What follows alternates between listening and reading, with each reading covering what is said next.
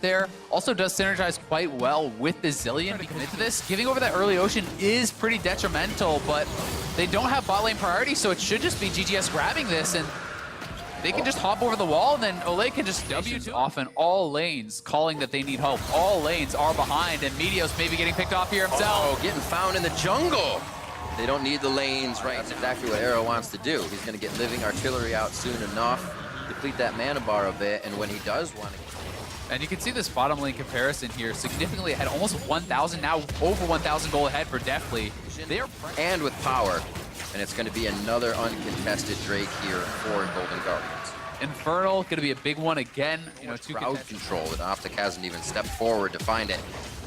They will stay far enough back here. Maybe second-tier turrets are the ones they want to defend, a little easier for them to Golden Guardians, and you have to feel like the game is just more and more in their hands. Yep. I think with this sort of a lead this early on, it becomes much less about how does Optic play, and it's more about how does Golden Guardians play, because I really do feel like with this sort of an advantage, with 4 dragons to none, with a significant gold lead, a stronger comp at this part of the game, you have to depend on mistakes from Golden Guardians.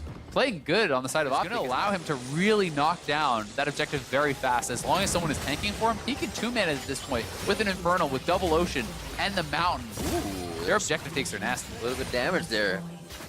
Getting it in. I mean, Kog'Maw's now on 2 items. 2 items are completed for the Zillion as well. This may be their opportunity to look for something, but Meteos is getting pushed out. He doesn't have the chance to get any armor. The BF sword into the stopwatch already as he's trying to keep himself alive with a GA later, but it's not working right now, and he just can't get any tankiness in. He's, like we said, he's going to be forced to help the team and make that first nuke impact damage count. And they just started up now. This is double Blade Rune King Marksman hitting this Baron. It's going down so fast. Meteos is back in base. Without the stopwatch, without the flash, they're just going to commit to it. Arrows off on the right, living artillery, no, nothing from him. Contract smites it down, and Optic has watched each and every dragon. You don't need to take that fight, just take the objectives. And that's exactly what they are doing here, knocking down the bot lane. The denial of every resource. They have nothing. Optic's trying to live just outside their base. They're going for the engage, Riv. Head in. Nice job by Big. They're looking for Deathly right away. He gets the Zanyas down. Meteos and Dokla are both right on top of him. Deathly could get himself to safety, but he goes down right there. Big safe with Grey Health. Contract's coming in now. Haunter looks to clear a little bit of ground with his Qs, and Big's going to be the next one to go down as he lets the team go to the other side. Dokla gets himself safe to the right. Infernal Drake's there, going to be to help on this one. Crown's coming into the left. He doesn't have much mana, but he can provide. No, not the ultimate, just bombs. Contracts with the Lamb's Respite down. Big just on the outside does go down to the hands of Frog, and as we're back up to the top side of the fight, Dokla's alive. Meteos about to go down and gets out of the Infernal chains. Crown still back and forth. Haunter knows he doesn't have enough to deal the damage, so he's going for this 2v1 right now. Dokla runs for the hills. He's going to get Ole in a second here. Haunter's left side. Froggen's also in the fight. Does he glacial path forward? No turret there. Looks like he's already used it to get in range. Ring of Frost to lock him down. One more glacial shard, and they get another one in a 1-for-3 across the map. Yeah, Golden Guardians knocking down multiple members there. They do lose both their marksmen, but it doesn't matter. They win the extended fight. When Kog'Maw went down, not much hope of Optic winning the rest of that, so the bottom lane inhibitor will get cracked.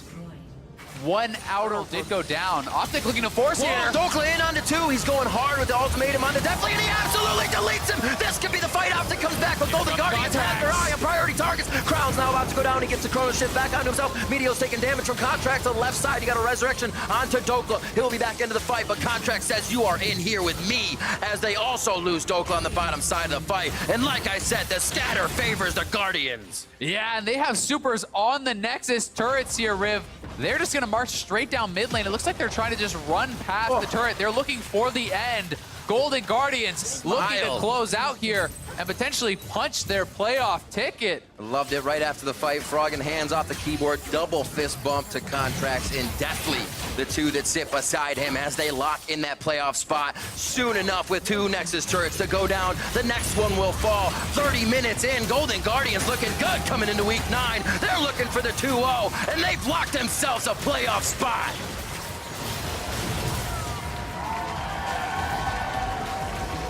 Congratulations to the Golden Guardians, first time in the organization.